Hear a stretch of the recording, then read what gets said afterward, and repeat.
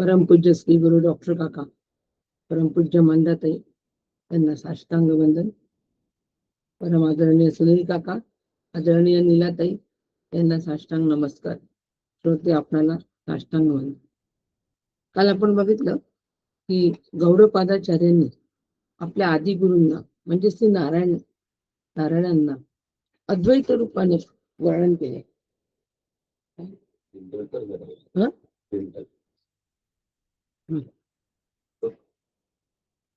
नाही बघा तसं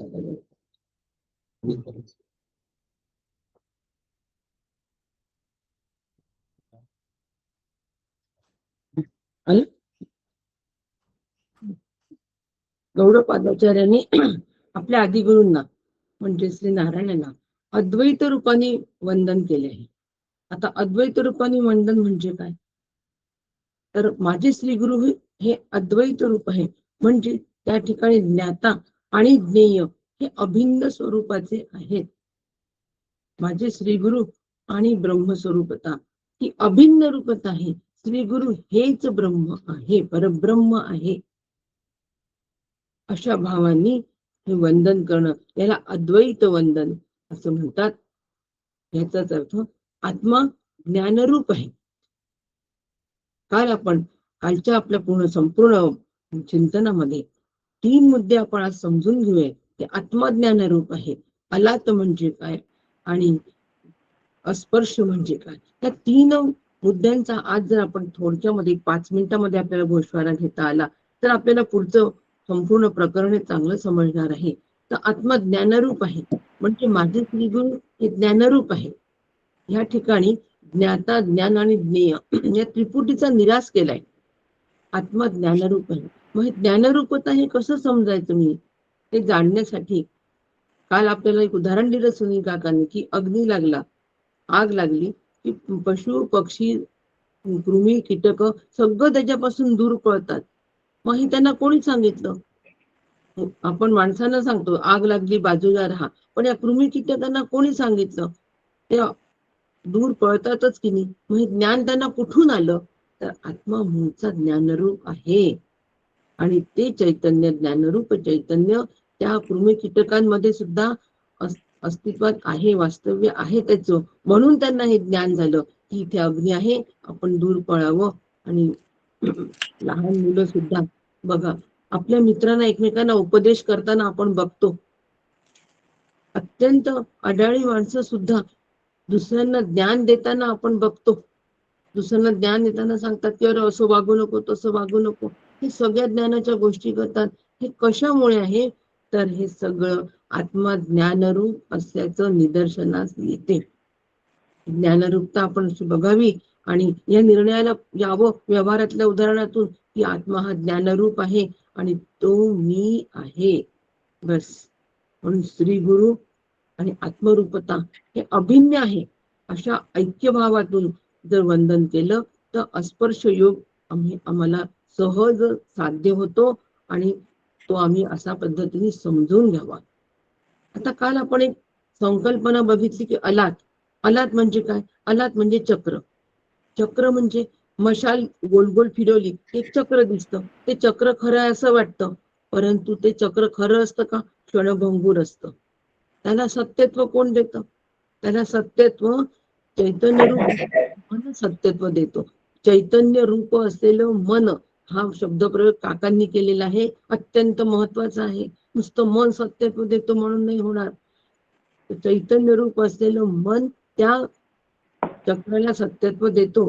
म्हणून हा संसार अलातीसारखा आहे हे या प्रकरणात आम्हाला प्रकर्षाने सांगायचं आहे. आणि त्याला सत्यत्व या चैतन्य रूप असलेल्या मनाने दिलेलं आहे. म्हणून आम्हाला अद्वैत प्रकरणामध्ये मनोनिग्रह सांगितलेला आहे. मनोनिग्रह तेवढ्यासाठी सांगितले की मनोनिग्रह करा, म्हणजे मग त्या चक्रामधलं सत्यत्व आम्हाला जाणवणार नाही, संसारातलं सत्यत्व आम्हाला जाणवणार नाही. म्हणून अस्पर्श योग ही संकल्पना तिसरी. या ठिकाणी जेथे स्पर्शाचा आत्यंतिक अभाव आहे तो स्पर्श योग आहे. हा नकारार्थी शब्द आहे, स्पर्शच नाही त्या ठिकाणी. सूर्याला अंधार माहीतच नाही. असा आत्मस्थितीत असलेल्या योगाला स्पर्श हा माहीतच नाही. प्रपंचाचा स्पर्श इथे नसतोच, त्याचा आत्यंतिक अभाव आहे. पण स्पर्श योग हा जीवाला आहे. आणि हा स्पर्श योग जीवाला कशामुळे जाणवतो? मनामुळे जाणवतो. आपण अस्पर्श योगची संकल्पना लक्षात घेतोय. ह्या आपल्याला मनामुळे जाणवतो. बर्फाचा गारवा आणि अग्नीची उष्णता आपल्याला इंद्रियांमुळे जाणवते. तसंच संसाराचा जो स्पर्श आहे, विकारांचा, ममत्वाचा, आसक्तीचा, सत्यत्वाचा, हे सगळे जे स्पर्श आहेत, हे आम्हाला या मनामुळे जाणवतात, मनामुळे होतात.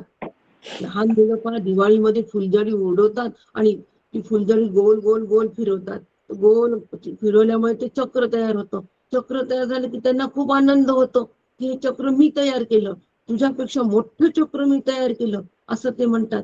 आणि ते मोठं चक्र तयार करणारं कोणी तयार केलं? त्या मनामुळे ते चक्र मी तयार केलं, हे कर्तृत्व ते स्वतःकडे घेतात आणि त्याचा आनंद घेतात. मोठं चक्रता म्हणजे भोक्तृत्व पण ते स्वतःकडे घेतात. असं ते स्वतःच कर्तृत्व भोक्तृत्व स्वतःकडे त्या चक्राचं घेत असल्यामुळे त्या चक्राचा स्पर्श त्यांना होतो. मग माझं चक्र लहान, माझं चक्र मोठं, हे दुःखही त्यांना होतं, सुखही होतं, दुःखही होतं. म्हणजे कर्तृत्व भोक्तृत्वामुळे आम्हाला संसाराचा स्पर्श होतो. आणि आम्ही मोठे माणसं ते बघत असतो, त्यांची ती बालबुद्धी बघत असते, आम्हाला त्याचा स्पर्श सुद्धा नसतो. कारण कर्तृत्व भोक्तृत्व हे त्या चक्राचं आम्ही घेतलेलंच नसतो. तद्वत ज्ञानी हा अस्पर्श योगात अशा पद्धतीने असतो. हा अस्पर्श योग आहे. म्हणून स्पर्श योगामधून आम्हाला आमची निवृत्ती करून घ्यायची आहे. ज्याच्या ज्याचा संसाराचा स्पर्श मला होतो, म्हणजे सत्यत्व जिथे जिथे होतो, सत्यत्वाचा स्पर्श ज्या ठिकाणी होतो, आसक्तीचा स्पर्श होतो, तो आम्हाला त्या ठिकाणी मनोनिवृत्ती करून तिथून आम्हाला वैचारिक दृष्ट्या आम्हाला दूर व्हायचंय. वैचारिक उंचीचं साधन आहे, फार उंचीचं साधन आहे. आणि ही उंची गाठायची आहे आम्हाला, ही मनोनिवृत्ती करायची आहे आणि अस्पर्श योगामध्ये जायचं आहे. वृत्तीकडून वृत्तीची निवृत्ती करून, निराश करून मग निवृत्तीकडे यायचं. आणि हे जसं आहे माऊलीचे श्री गुरु निवृत्तीनाथे मुळातच निवृत्त आहे, तिथे वृत्तीच निर्माण झाली नाही. तसं आत्मस्थिती मुळातच अस्पर्श आहे. पण आम्हाला जीवाला हा स्पर्श संसाराचा असल्यामुळे आम्हाला स्पर्शाचं भान ठेवून त्याचा नीट विचार करून मनोनिवृत्ती करून अस्पर्श योगाकडे जायचं आहे आणि मग अस्पर्श योगाच्या स्थितीत राहायचं आहे. म्हणून अस्पर्श योग हा जसा साधन आहे तसं साध्य सुद्धा आहे. या योगाला जेव्हा सहजता येते तेव्हा हे हा साध्य आहे. असा हा अस्पर्श योग आहे. म्हणून काशी पंचकामध्ये सुरुवातच केलेली आहे, मनोनिवृत्ती परमोपशांती. आणि अशी ही मनोनिवृत्ती झाली की हे अनाथ चक्र जे आहे हे मिथ्या भासमान जाणवणार आहे. आणि मग त्या ठिकाणी शांती तिथेच आहे, वेगळं आणावं लागणार नाही. त्या अस्पर्श योगाच्या स्थितीला मी आहेच तिथे, फक्त मला वैचारिक साधन करून त्या ठिकाणी कशा पद्धतीने त्या स्थितीला प्राप्त व्हायचं हे आता अधिकारवाणीतून सुनील काकांच्या. रामकृष्ण. 5 मिनिटात जेवढं शक्य झालं तेवढा कन्सेप्ट क्लिअर करण्याचा प्रयत्न केलाय. बाकी सुनील काका आहेच, त्यांच्याकडून कन्सेप्ट क्लिअर करून घ्या. रामकृष्ण.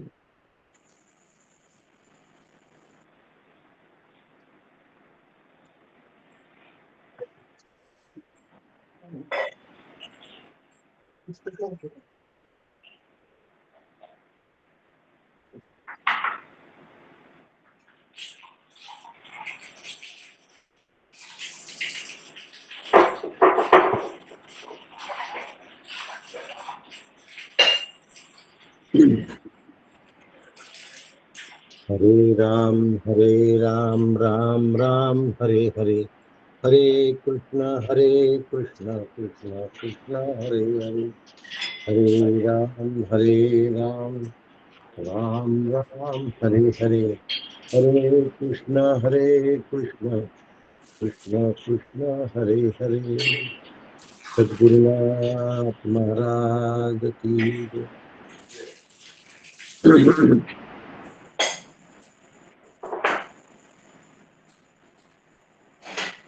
सई ताई आपण म्यूट करावं. सई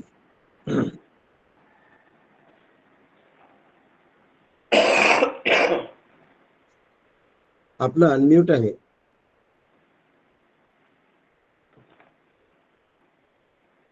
कौशी विभूषित करान्नवनीरदाभा पीतांबराधरुणबिंब फलाधरुष्टा पूर्णेन्दु सुंदर मुखादरविंद नेत्रा कृष्णात् परं किमपि तत्त्वमहं न जाने.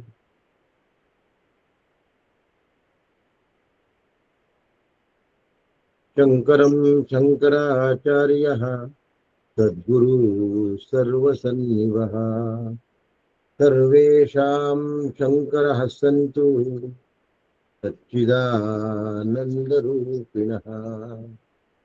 ज्ञानदं सद्गुरुं शान्तं अज्ञानारण्यदाहकम् नमामि परमाचार्यं श्रीमत्शङ्करधारिणम्.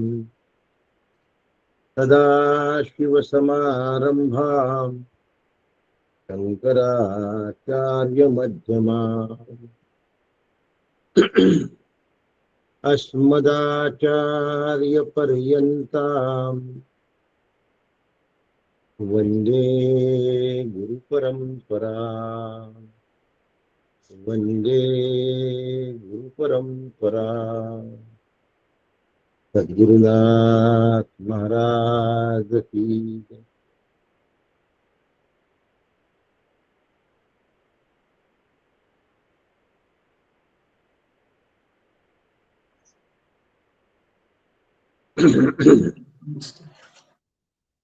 परमपूज्य सद्गुरु डॉक्टर काका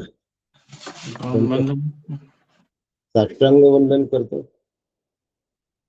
परमपूज्य मंदाताई गंधे यांच्या चरणारविंदांना नमन करतो. परम आदरणीय गौडपादाचार्य यांच्या चरणांना वंदन करतो. आदरणीय नीलाताई दातार यांना साष्टांग नमस्कार करतो. आपल्या सगळ्यांना नमस्कार करतो. आणि आजच्या विषयाला आपण सगळे मिळून प्रारंभ करूया. त्यासाठी शांती पाठ कोण म्हणतं? मी म्हणते काका. हो म्हण. आणि सद्वचन ऐकावे. म्हणता का कोणी? म्हणा.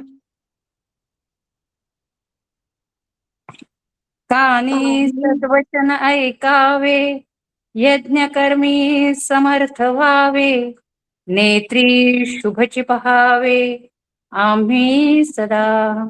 इंद्रिये आणि शरीर स्थिर करोनी स्तुतिपर, देवा लागी आयुष्य हितकर भोगो आम्ही. इंद्र महान कीर्तिवंत, पूषा अति ज्ञानवंत, चक्ररूप गरुड बलवंत, अरिष्टनाशो जो चतुराननाचा पुत्र, बृहस्पती ज्ञानवंत, आमुसे कल्याण अनंत करो सदा. सद्गुरुनाथ महाराज की जय. नमस्कार करते काका. रामकृष्ण.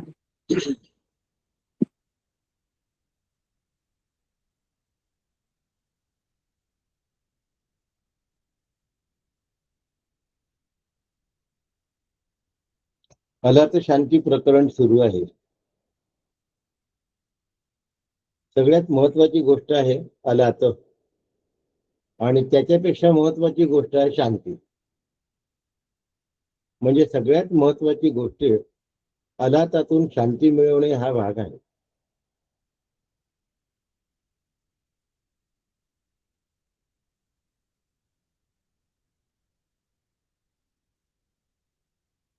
कशी मिळवायची हो?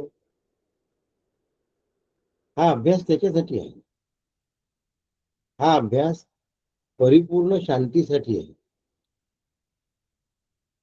वक्तव्य तुम्ही ऐकलं असाल, जर बारकाव्याने ऐकलं तर त्या वक्तव्याचा अतिशय फायदा होईल. आणि जर बारकाव्याने ऐकलं नाही तर मग आपण वक्तव्यानंतर जॉईन झालो तरी चालतं, अशा गोड गैरसमजात राहायला काही वेळ लागत नाही. माया अशीच असते. उपनिषद पठण ऐकलं नाही तर काय बिघडतं? आपण वक्तव्य ऐकू. वक्तव्य ऐकलं नाही तर काय बिघडतं? आपण प्रवचन ऐकू. आणि प्रवचनही नाही ऐकलं तर काय बिघडतं? उद्या परवा आपण रेकॉर्डिंग ऐकू. पण मग रेकॉर्डिंग ऐकणं नाही झालं होतच असतं ना प्रपंचात. असं माया अशी ढासळवत असते आपल्या निश्चयाला. माया ही नेहमी तुम्हाला स्वरूपाकार होऊ देण्याच्या आड आलेली असते. आणि ह्यात सगळ्यात महत्वाचं जर कार्य कोणी करत असेल तर ते मन असतं. मनाचा हा उद्योग आहे उपद्व्याप करणे. मनाचा हा उद्योग आहे अस्थिरता आणणे. आणि अस्थिरतेतून स्थिरतेकडे जाणं हा उपनिषदांचा उद्देश आहे. आणि त्यासाठी या ठिकाणी आपण अभ्यास करतो आहोत.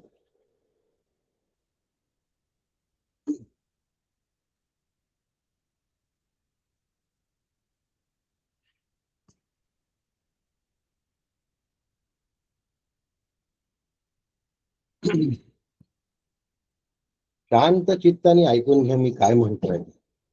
फार महत्वाचं आहे. काल मनोबोधाच्या दुपारच्या वर्गामध्ये शैला काकूंनी सुंदर उदाहरण दिलं आणि ते उदाहरण मी आपल्या समजण्यासाठी आज दृष्टांत म्हणून घेतोय. लहान मुलं दिवाळीमध्ये फुलझड्या लावतात. आता ही जी लावलेली फुलझडी असते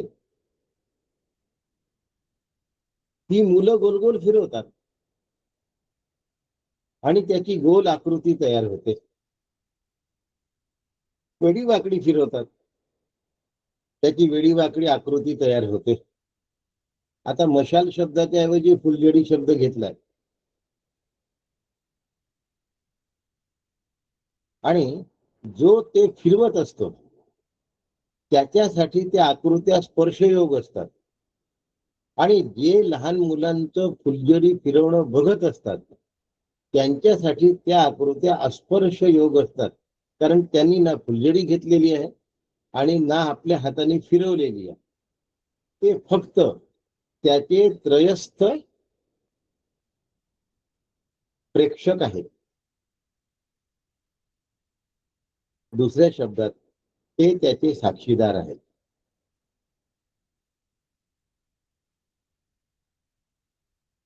आता या सगळ्यांमध्ये फिरवणारा हात आहे, फिरवणारी मशाल आहे. फिरणारी मशाल आहे, फिरवणारा हात आहे. या दोघांनाही ऍक्टिव्हेट कोण करताय? मन करताय.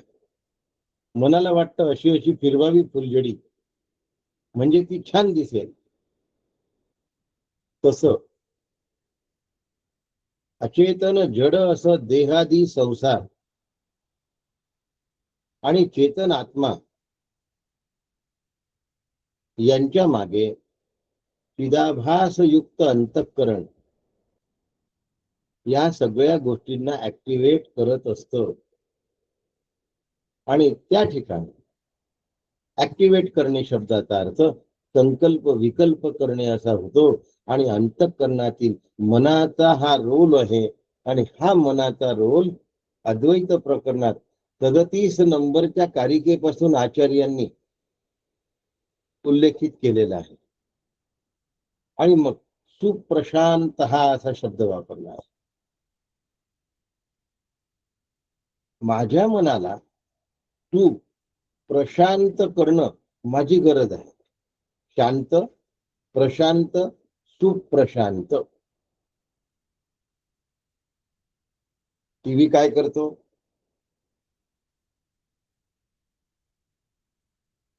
मनाला अशांत करतो. वर्तमानपत्र काय करतं? मनाला अशांत करतं. गावगप्पा काय करतात?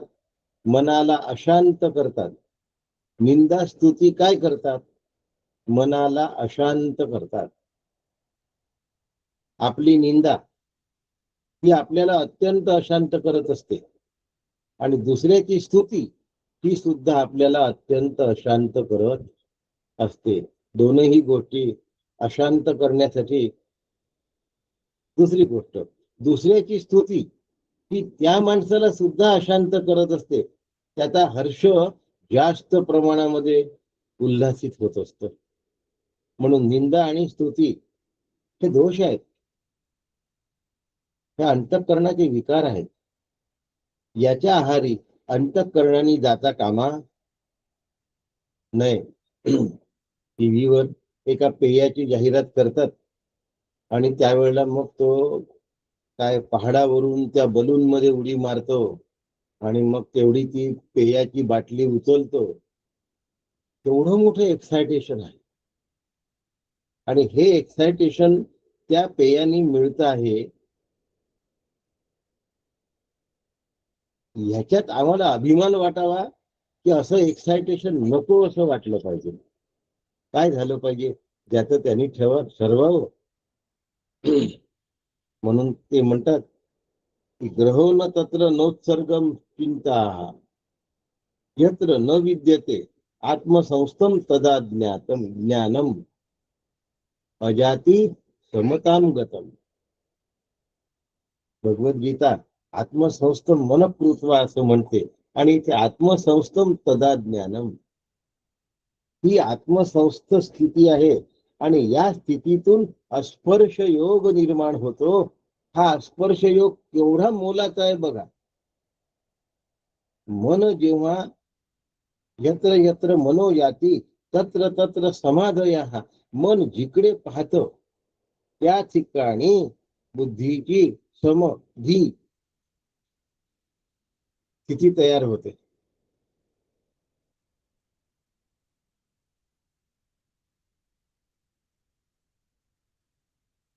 अशी समधी स्थिती तयार झाली पाहिजे. बुद्धी समत्वानी वावरली पाहिजे. योगिनो बिभ्यती असा अभयरूप जो योग आहे, तो योग आम्हाला साधायचा आहे. पण त्यासाठी आम्हाला आमच्या मनावर संयम ठेवण्याची गरज आहे. मनाला स्थिर ठेवण्याची गरज आहे. आणि ते मन कसं स्थिर ठेवायचं आणि किती कठीण आहे. दर्भाच्या टोकानी समुद्र उपसण्यासारखं आहे असं वर्णन केलेलं आहे. दर्भाच्या टोकानी समुद्र उपसण्यासारखं आहे अशा प्रकारचं ते वर्णन आहे. आम्हाला ते वर्णन इतकं कठीण वाटतं, कठीण आहे. याचं कारण असं आहे की देह बुद्धीचा निश्चय या ढळेना आमचा तो गेला नाही आणि न गेल्यामुळे मग आम्ही सारखं काय करतो, देहबुद्धीच्या विचारामध्ये जातो आणि मग गडबड होते. म्हणून पंचदशीचा एक श्लोक आहे, अप्यब्धी पानात महता सुमेरून उन्मूलनादपि अपि वन्य शशात साधो विषम चित्तस निग्रह. एक वेळ समुद्राचं पाणी प्राशन करता येईल, एक वेळ सुमेरू पर्वत मुळापासून उघडता येईल, उखडून टाकता येईल, अग्नी प्राशन करता येईल. पण याही पेक्षा स्वतःच्या मनावर नियमन करणे, मन संयमित ठेवणे ही अत्यंत कठीण गोष्ट आहे. हा मनोनिग्रह कशाने साध्य होईल? याच्यासाठी अलात शांती प्रकरण आहे. आणि म्हणून आमच्या मनाला त्या ठिकाणी आज उल्लेख केलेला आहे पहिला काकूंनी दक्षिणामूर्ती स्तोत्राचा नाही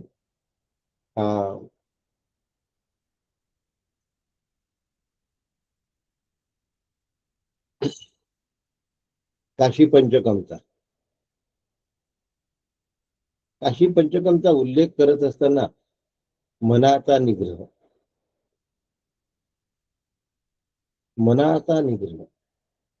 हा केवढा मोलाचा आहे हे या ठिकाणी स्पष्टपणे सांगितलेलं आहे. आणि हा आता श्री गुरूंना अद्वैताने वंदन करणं म्हणजे स्वतःच मी पण संपलं न हो. या ठिकाणी ज्ञानादेव तू कैवल्यम, ज्ञान झालं की श्री गुरु आणि मी अभेद आहे. अभेदत्वाने केलेलं पूजन हे खरं पूजन आहे. म्हणून ज्ञाने नाही ज्ञानेन सदृशम पवित्र मिह विद्यते. उपनिषद घेतलं की भगवद्गीता आलीच म्हणून समजायचं. नाही तर मग तिला राजविद्या कसं म्हटलं असतं. प्रत्यक्ष अवगमम धर्मम पवित्रम इदमुत्तमम. सगळ्यात जास्त पवित्र जर काही असेल तर ही राजविद्या आहे. आणि या राजविद्येच्या म्हणजे आत्मप्रकाशाच्या जाणीवेमध्ये आत्मस्वरूपाशी ऐक्य पावणं म्हणजे प्रत्येकाला आत्म्याची म्हणजे मीची म्हणजे स्वतःची ओळख स्वतः करून घ्यायची आहे. आता स्वतःची स्वतः ओळख करून घेतल्यानंतर स्वतःत विलीन झालेला आहे. कळतंय ना. स्वतःची स्वतः ओळख करून घेत असताना स्वतःत विलीन झालेला आहे. मग आता विलीन झाल्यानंतर द्वैत संपलं म्हणून वादविवाद नाही. म्हणून ब्रह्मतत्व अविवाद हा असं म्हटलंय. त्याच्या विरुद्ध कोणी नाही म्हणून ब्रह्मतत्व अविरुद्ध हा असं पण म्हटलंय. अविवाद हा आणि अविरुद्ध हा असं ब्रह्मतत्वाबद्दल दुसऱ्या नंबरच्या कारिकेमध्ये आपण स्पष्टपणे करून घेतलेलं आहे. प्रपंचोपशमम शांतम. प्रपंचाचा उपशम आणि तो शांत झालेला आहे. अशा सर्व स्थितीमध्ये आता विवाद नावाची गोष्ट उरलेली नाही. पण माझ्याकडून नाही उरली तरी दुसऱ्यांकडून विवाद संपलेला आहे असा त्याचा अर्थ होत नाही. आणि म्हणून जीवाचं स्वरूपाचं ज्ञान झाल्यानंतर अज्ञानी जीवाला ज्ञानरूप करावं आनंदरूप करावं यासाठी श्रुती काय करते आहे आपणाला उपदेश करते आहे. वाक्यार्थस्य विचारताम श्रुतिशिर पक्ष समाश्रियताम. आणि आम्हाला सावधानतेचा इशारा दिलाय. काय इशारा आहे. दुस्तर्कात सुविरम्यता श्रुतिमतच तर्कोनुसंधीयताम. बाबा रे दुष्तर्कामध्ये रमू नको. श्रुतिमताच्या तर्कामध्ये जाग हो. अशा पद्धतीने आता आपण पुढच्या कारिकांमध्ये जातो आहे. भूतस्थ जातीन मिच्छन्ति वादिना केची देवाही 3 नंबरची कारिकापासून आज आपण 4-5 कारिका पुढच्या घेतो आहोत. द्वैतवादी लोक काय म्हणतात. हे बघा आम्हाला आमचं मन शांत करायचं आहे. आम्हाला आमचं स्वतःमध्ये विलीन करायचं आहे. पण बाहेरच्या जगामध्ये आम्हाला वावरताना आम्ही यातला कुठला तरी वादी असतो. आणि हे आमच्या लक्षातच नसतं. सगळ्यात महत्वाची गोष्ट अशी आहे की आम्हाला काय करायचं आहे द्वैतवाद्यांचं, आम्हाला काय करायचं आहे शून्यवाद्यांचं, आम्हाला काय करायचं आहे बौद्धवाद्यांचं. परंतु आम्हाला हे माहित नाही की आम्ही हे वादी आहोत. पण आम्ही शून्याचा पुरस्कार करणारे असतो, आम्ही द्वैताचा पुरस्कार करणारे असतो. आणि तसे आम्ही राहू नये म्हणून श्रुती या सर्व वादी लोकांचे मत या ठिकाणी मांडत आहे. मग आता पहिल्यांदाच ते वाक्य सांगितलं काय वाक्य सांगितलं मी? निर्विवाद. आत्मतत्व कसं आहे? आत्मतत्व निर्विवाद आहे, त्याला अविवाद हा. आणि आत्मतत्वाच्या विरुद्ध कोणी नाही, कारण ते सर्व व्याप्त आहे, म्हणून ते अविरुद्ध हा आहे. आता या ठिकाणी अद्वैत ज्ञान हे वादरहित आहे, असं 3ऱ्या नंबरच्या कारिकेमध्ये गौडपादाचार्य सांगत आहे की ते वादरहित आहेत, म्हणून निर्विवाद आहे. आता द्वैत्यांच्या मध्ये काय असतं? अनेक मत असतात. आता द्वैती कोण? आपल्यातलेच कोणीतरी असतात, वेगवेगळी मतं मांडत असतात आणि आम्ही ते मत ऐकत असतो. आम्हाला ते बरोबर पण वाटत असतात. विद्यमान वस्तूंची उत्पत्ती झालेली आहे असं काही लोक मांडतात. वस्तू निर्माण झाली असं काही लोक मानतात. मग आता त्यांना सांख्यवादी म्हटलंय. आपल्याला वादीशी काही करायचं नाही, पण वस्तूंची निर्मिती झाली असं मानणारे काही लोक असतात. माझा जन्म झाला मानणारे आहोत की नाही? नाही तर वाढदिवस साजरा केला असता का? आणि काही पंडित असे असतात की ज्या गोष्टी अविद्यमान आहेत, म्हणजे दिसतच नाही, त्याही पदार्थांची उत्पत्ती मानतात. म्हणजे सस्याचे शिंग. अतिविद्वान लोक आहेत, ते पण आहे असं म्हणतात. त्याच्यामुळे म्हणणाऱ्यांनी काय म्हणावं याच्या तोंडावर कोणी हात ठेवू शकत नाही, आहे की नाही? ज्याला विरोध करायचा आहे असं ज्यांनी एकदा ठरवून ठेवलं, मी तर समोरचा माणूस चांगलं जरी बोलत असला तरी त्याला विरोध करायला सगळेजण तयार होतात. मग त्यावेळेला देशाचा वगैरे विचार न राहता फक्त अहम बळावलेला असतो. बस फक्त विरोध करायचा, शिव्या द्यायच्या, नावं ठेवायचे, एवढं एकच काम असतं. पण आपल्याला मोक्ष मिळवायचा आहे, त्याच्यामुळे आपण ज्या गोष्टी विद्यमान आहे त्याही निर्माण झाल्या नाही असं समजलं पाहिजे. ज्या विद्यमान नाहीत, म्हणजे ज्या अस्तित्वातच नाहीत, त्या निर्माण झाल्या म्हणणं म्हणजे अगदी वेडेपणाचा कळस झाला. पण ज्या अस्तित्वात आहेत त्या निर्माण झाल्या नाही, हे आम्हाला समजून घेता आलं पाहिजे. उदाहरणार्थ, साखरेचा सोफा सेट, साखरेचा पलंग, साखरेचा टेबल, साखरेचा बेंच केला. आता हे बेंच, टेबल, पलंग, सोफा हे अस्तित्वात नाही आहेत. अस्तित्वात फक्त साखरच आहे. म्हणून सद्रूप फक्त अस्तित्वात आहे. अस्थि आणि नामरूप हे मुळात अस्तित्वातच नाही. आणि सद्रूप हे अस्तित्वात असताना त्याची निर्मिती झाली नाही, कारण सद्वस्तू निर्माण होत नाही. 4थ्या नंबरची कारिका आहे. आणि असद वस्तू ही उत्पन्न होतच नाही. सद्वस्तू आहे पण निर्माण झालेली नाही, आणि असद वस्तू नाही म्हणून निर्माण झालेली नाही. आता या दोघांच्याही भांडण्यामध्ये काही झालेलं नाही हे तर मान्यच करावं लागेल त्याला. सद्वस्तू निर्माण झालेली नाही आणि असद वस्तू नाही म्हणून निर्माण झालेली नाही. आता दोघही जण निर्माण झालेली नाही म्हणून राहिले, म्हणजे अजातवादाचा पुरस्कार झाला की नाही? अजातवादाचा पुरस्कार झाला. अजात म्हणजे जे झालेलं नाही, जे जन्मलेलं नाही, त्याला अजात असं म्हणतात. जात कर्म म्हणजे जन्मल्यानंतर मग बारसं वगैरे वगैरे जे काही करावं लागतं त्याला जात कर्म असं म्हणतात. आता जे जन्मलंच नाही ते अजात झालं. अस्तित्वात नाही म्हणून जन्मलं नाही हा एक मुद्दा, आणि अस्तित्वात वाटत आहे परंतु ते जन्मलेलंच नाही, पहिलेपासून आहे, स्वरूपात आहे, म्हणून अजात. आत्मा पूर्वीपासूनच आहे,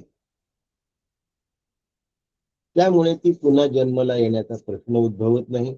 आणि ज्या वस्तू जन्मालाच आलेल्या नाही भासतात त्या नाहीच आहेत, म्हणून नाही. म्हणून दोन्हीकडून द्वैतवादी बोलत असले तरी अजातवादी अद्वैत यांचं काहीही बिघडत नाही, कारण चांगलं कार्य झालं तरी ते निर्माण झालेलं नाही, आणि काही निर्माण झालंच नाही तरीही ते निर्माण झालेलं नाहीच. म्हणजे दोन्हीकडून निर्मिती झाली नाही, म्हणून आत्म्यापासून पारमार्थिक दृष्टीने कोणत्याही वस्तूची उत्पत्ती होत नाही. म्हणून आम्ही अद्वैतवादी आहोत. त्याला अद्वयाः असं म्हटलं. आता हे द्वैतवादी लोक द्वैताची मांडणी करता करता अद्वैतावरच आले बघा. एक म्हणतो पहिलेपासून आहे ते निर्माण झालं नाही, एक म्हणतो निर्माणच झालं नाही सशाचे शिंग म्हणून ते नाही. म्हणजे दोन्हीकडून काहीच निर्मिती झाली नाही असं जर ते म्हणत असतील तर अजात, जात म्हणजे जन्मलेलं नाही, निर्माण झालेलं नाही. अजात म्हणजे जे जन्मलेलंच नाही, निर्माण झालेलं नाही. म्हणून अविवाद हा विवादरहित आहे.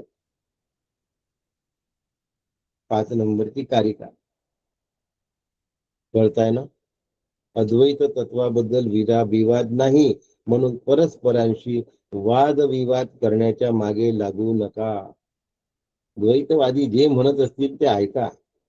त्यांचं खंडन मंडन करायचा आत्ताचा काळ नाहीये, आचार्यांचा काळ होता. मग आपण काय करायचं, पक्षाला बघायचं, प्रतिपक्षाला बघायचं, त्यांच्याशी आम्ही विवाद करत बसायचा नाही. आमचा सिद्धांत आम्ही जाणून घ्यायचा आणि आम्ही कुठल्याही मतभेद रहित आहोत, आम्ही वादरहित आहोत, आम्ही निर्विवाद आहोत हे लक्षात ठेवून त्यांच्या चर्चेमधून अद्वैत उचलून घ्यायचं आहे. स्थिर राहायचं आहे त्या वादविवादामध्ये.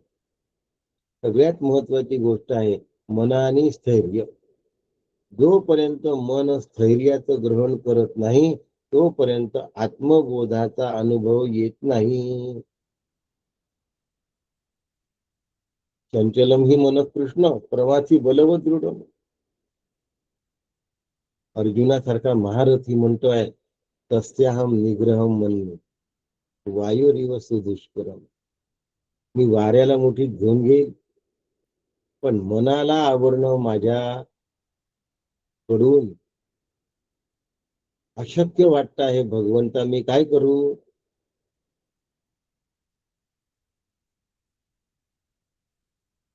भगवंत म्हणतात तुझं म्हणणं खरं आहे.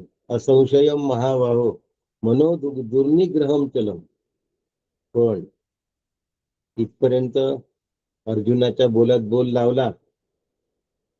अभ्यासेन तू कौंतेय, अभ्यासाने हे शक्य आहे, वैराग्याने हे शक्य आहे. अर्जुना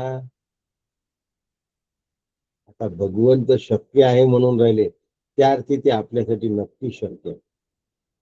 भगवंताच्या शब्दावर माझा पूर्ण विश्वास असण्याची गरज आहे.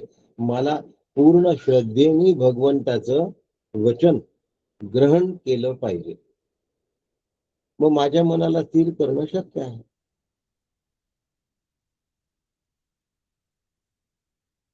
मनोनिवृत्ती परमोपशांती.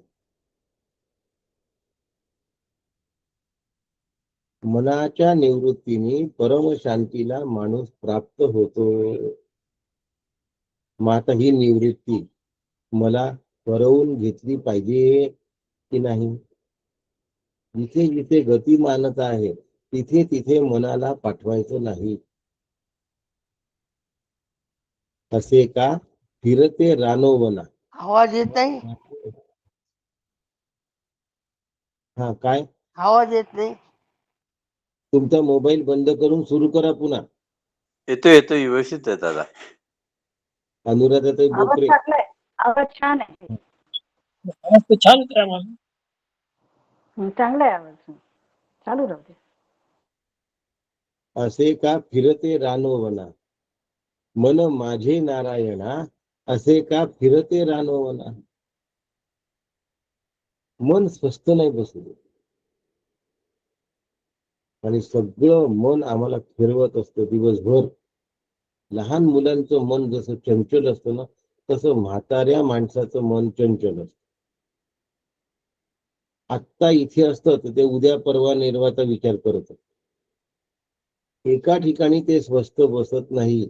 पण आधी जर अभ्यास केला असेल तरुणपणी तर वृद्ध व्यक्ती शांत असतो. मी माझ्या वडिलांना बघितलेलं आहे अत्यंत शांत. मंदाताईंना बघितलं आहे अत्यंत शांत. डॉक्टर काकांना सध्या डोळ्याच्या पापण्या उघडणं शक्य नाहीये, त्यामुळे ते बंद डोळ्यांनीच जेवतात. पण असे हाताने चाचपडतात आणि जेवतात, पण शांतीला धक्का लागलेला नाही. मी प्रत्यक्ष ह्या 3 महापुरुषांना पाहिलाय की ज्यांची शांती नाही ढळली. आणि मला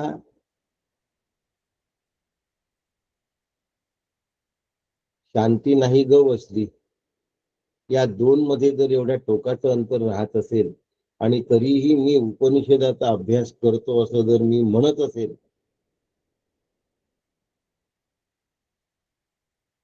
तर आम्ही भगवद्गीतेचं आणि उपनिषदाचं नाव बदनाम करतो आहे, अभ्यास नाही करत आहे. इकडून तिकडून गेले वारे. सकाळी ऐकायचं, तासभराने विसरून जायचं, पुन्हा दुसऱ्या दिवशी सकाळी प्रवचन ऐकायचं. असं जर होत राहिलं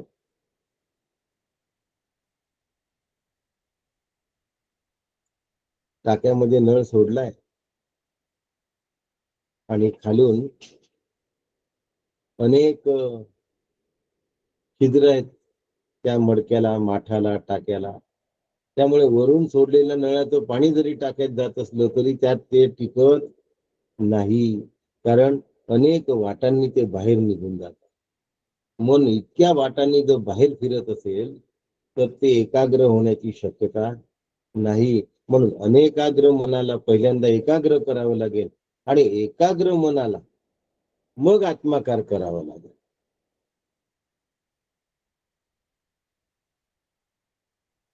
आम्ही करतो का हो असं?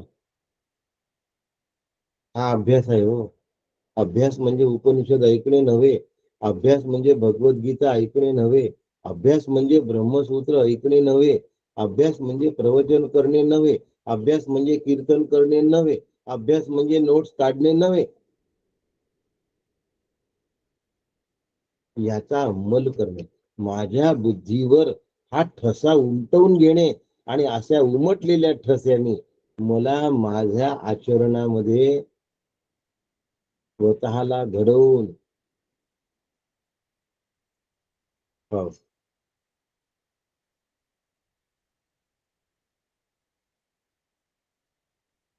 काचेच्या भांड्याला ठोके लागत असत पूर्वी, पण ते ठोके मारत असताना त्याला आतमधून हात लावला जात असे आणि वरून हातोडी मारल्या जात असे. एकीकडनं प्रेमाचा स्पर्श आणि दुसरीकडनं हातोड्याचा स्पर्श, असं करत करत ते ठोक्याचं भांड तयार होत असत.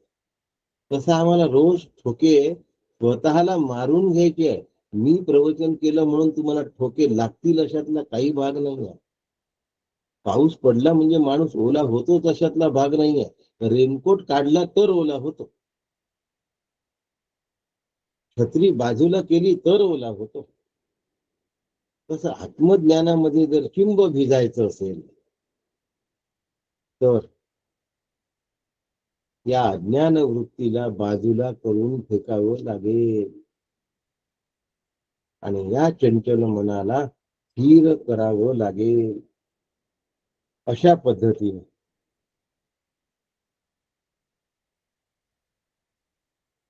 6 नंबरची कारिका सांगते, अजात सैव धर्मस्य. त्या आत्मस्वरूपाचा धर्मच अजात असा आहे. कसा आहे? कठोपनिषद आठवतं का कोणाला? जातस्य हि ध्रुव मृत्यूर ध्रुवम जन्म मृतस्य.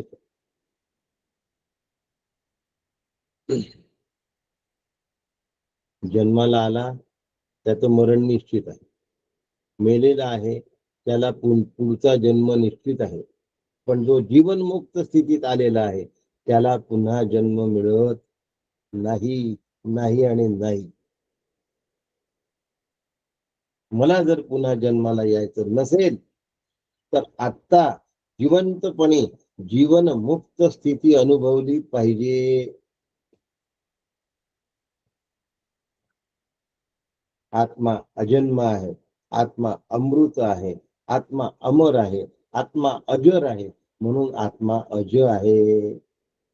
असा आत्मा मी आहे.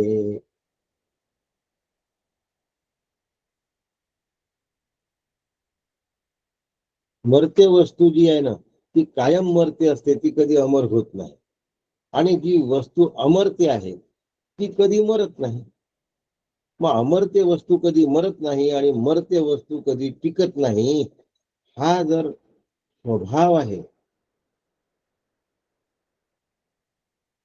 तर मग आत्म्याच्या स्वभावाशी मला माझी जुळवणूक करून घेतली पाहिजे. 7 आणि 8 नंबरची कारिका. आचार्याने याच्यात आणखीन एक छोटासा बारीकचा भेद केलेला आहे आणि तो परिणामवाद सांगितला. काय सांगितलं आहे? परिणामवाद सांगितला आचार्याने. कसा आहे हो परिणामवाद? अमर हा मरणधर्मी होत नाही, मरणधर्मी हा अमर होत नाही, कारण स्वभावामध्ये कधीही बदल होत नाही. आता बदल होत नाही, बदल शब्दाला परिणाम म्हणतात. दुधामध्ये बदल झाला आणि परिणाम काय झाला? दही झालं. दुधाचा परिणाम दही आहे, म्हणजे दुधाशिवाय दह्याचं अस्तित्व असू शकत नाही. पण दही झाल्यानंतर दह्याचं दूध होत नाही. मुद्दा. दह्याचं लोणी होतं, पण लोण्याचं दही होत नाही. लोण्याचं तूप होतं, पण तुपाचं लोणी होत नाही.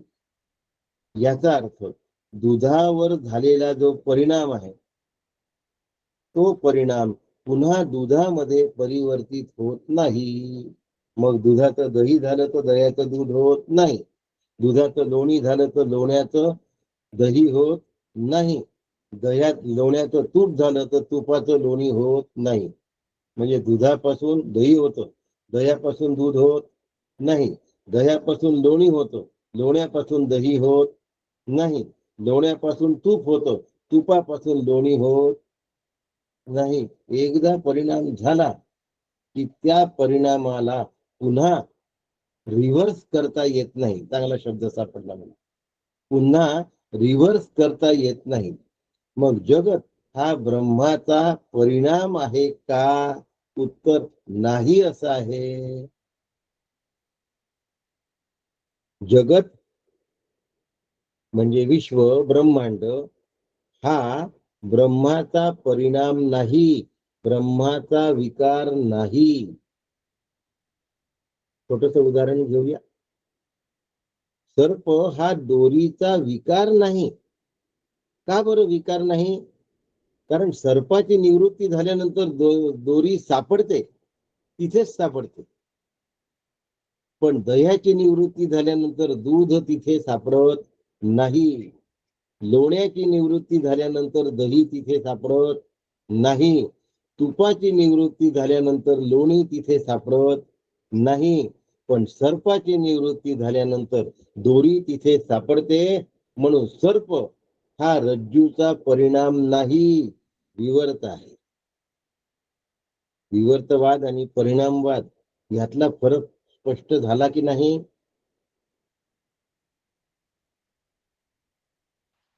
झाला. छान, बरं वाटलं मला. म्हणून काही केल्याने काही मिळते असं होत नाही. केलं की ते केलेलं गेलं तुमच्या हातातलं. म्हणून कर्मामधून अमृतत्व मिळत नाही. कर्मामधून सुख मिळतं, पण ते सुख सातिशय असतं, निरतिशय नसतं. म्हणजे कायम स्वरूपी मिळणारं सुख ते नसतं नसतं नसतं. कर्मामधून मिळणारं जे सुख आहे ते तत्कालिक असतं, अनित्य असतं, नाशवान असतं.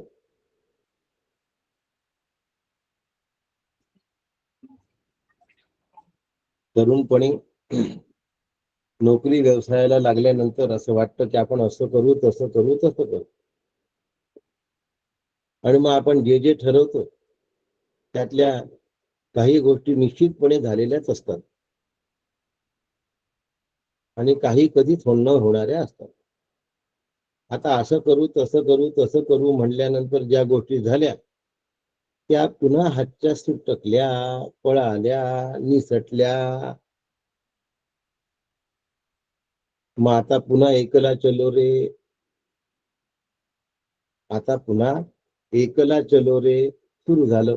मग आता माझ्याकडे पैसे राहिले असते तर बरं झालं असतं, म्हणजे पैशाने सुख मिळतं ही धारणा अजून गेली नाही. मी पैशाने सुखी होईल ही धारणा अजून गेली नाही.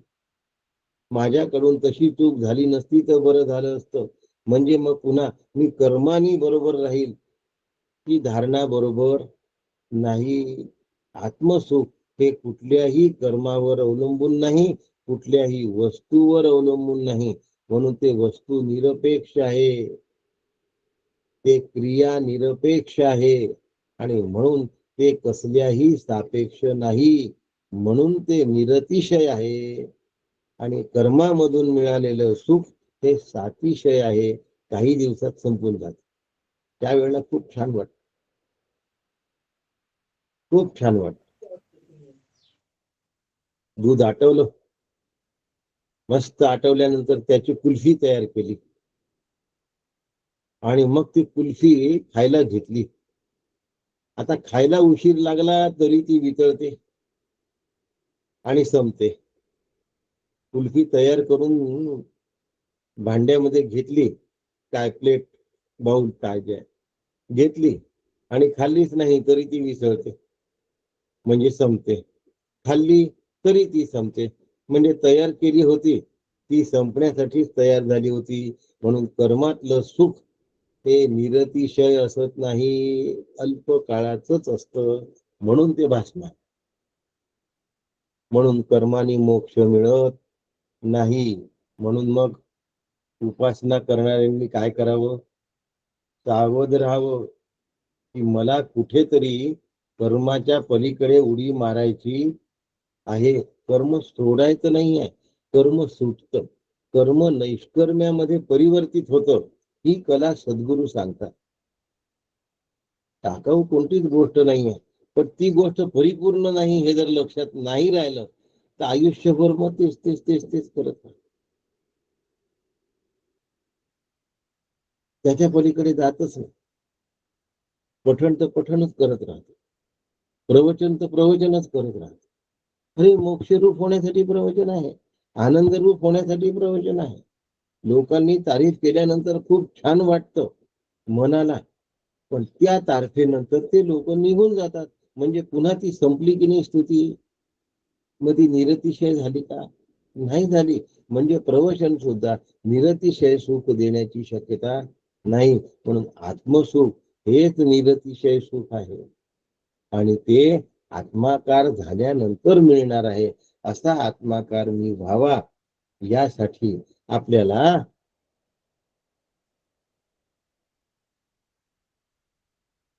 पुढच्या कारिकेचा अभ्यास करायचा आहे. ती कारिका नंबर 9 आहे. त्यात सिद्धी प्राप्त करायची आहे. कसा आहे ती सिद्धी, कशा प्रकारची आहे, कोणत्या प्रकारची आहे, ती प्रकृती कशी जाणली पाहिजे, सिद्धी कशी जाणली पाहिजे, तुम्ही समजता त्या सिद्ध्या नाही बरं का.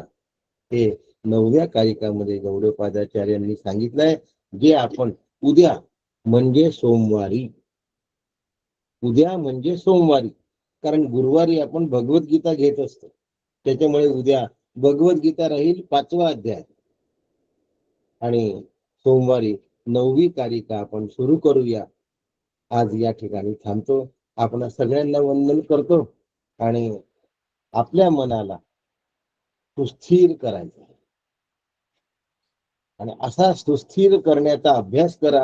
हा खरा ओंकाराचा अभ्यास आहे, हा खरा मांडुक्याचा अभ्यास आहे. त्या मनाला आत्माकार करायचा आहे. असं आत्माकार झालेलं मन हे ब्रह्मरूपच होतं. अशी ब्रह्मरूपता आपल्या सगळ्यांना डॉक्टर काकांच्या कृपेने प्राप्त हो, अशी काकांच्या चरणी प्रार्थना करतो आणि थांबतो. रामकृष्ण. रामकृष्ण हरी दादा. डॉक्टर साहेब रामकृष्ण. रामकृष्ण.